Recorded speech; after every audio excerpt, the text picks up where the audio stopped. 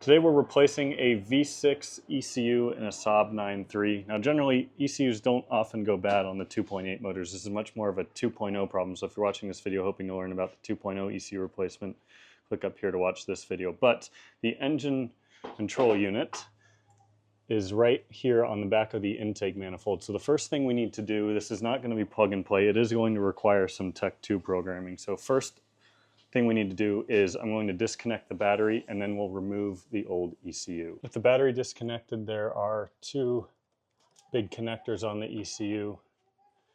We'll just remove those.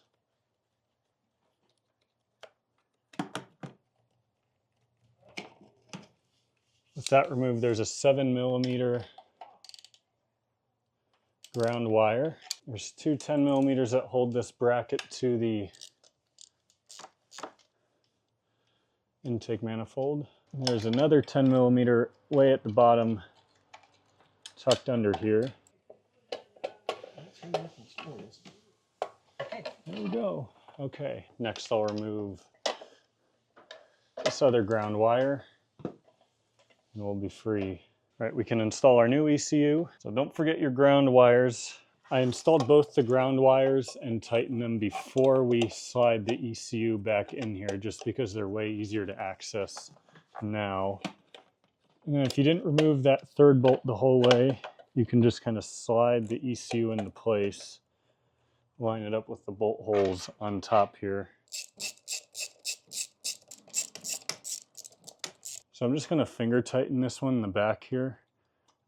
Just because I know that if it has to be removed again, it's going to make it a lot easier for you. Slide our two ECU connectors in. You can only go on one way, so you can't mess it up. There we go. Now we can do our Tech 2 programming and reconnect the battery. Without marrying our new ECU, the car is not going to run. So we're just going to go diagnostics. This is a 2008 9.3. We're going to go down to all, add, remove, control modules, and then ECM, the engine control module, and we'll hit add. Now it's going to check our preconditions, and we're going to have to get security access. So there, it's making us get security access. I'm not going to show how to get security access because I have done that before, but what you're going to want to use is the global TIS program to do that. Security access is enabled. Good news. There we go. We actually got security access to work. So we got security access. Now we have a 30-second wait time. Never understood why they do this. They do the same thing with the SIM module, except the SIM module wait time is a lot longer. If you're interested in what that looks like, you can check out the video in the top corner. But we got security access, which is the hard part, so hopefully this will be smooth sailing from here on out. All right, now we have to go through our options here. So this is an automatic, has cruise control, US market car. It's checking that we were correct. It's almost like it's giving you a quiz. Now it's writing the configuration. So yes, the ECM has been replaced. So for the oil life, I'm just going to put 100% so that way he doesn't get a automatic warning about his service needing to be done.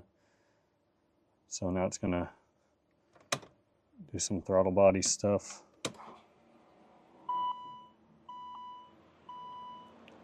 So if I had a microphone out there, it's going to be hard to hear because of my microphone, but you can hear the throttle body clicks open and closed. Press exit to continue.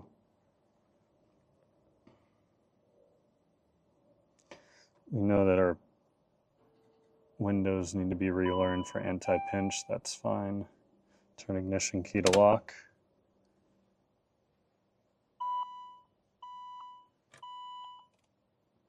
And there we go. All right, car is running. No misfire. No misfire. The owner had a horrible misfire issue, so he's psyched about that. But that is how you replace an ECU on a V6 Saab 9.3. If you enjoyed this video, found it informative, give it a thumbs up, consider subscribing if you haven't already. I'll see you in the next one.